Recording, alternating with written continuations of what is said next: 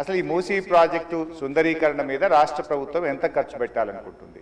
ఎందుకంటే ఒకవైపు పిల్లల స్కాలర్షిప్లు ఇవ్వమంటే డబ్బులు లేవు, కోసుక తింటారా అంటున్నారు.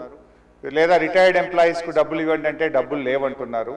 మూసీ సుందరీకరణ మీద 1,00,000 కోట్ల 1,50,000 కోట్ల ఎంత ఖర్చు పెడతామనుకుంటుంది ప్రభుత్వం? సూటిగా సమాధానం చెప్పండి. 2, ఇప్పటి వరకు మూసీ సుందరీకరణలో ఎన్ని నివాసాలు కూల్చివేశారు?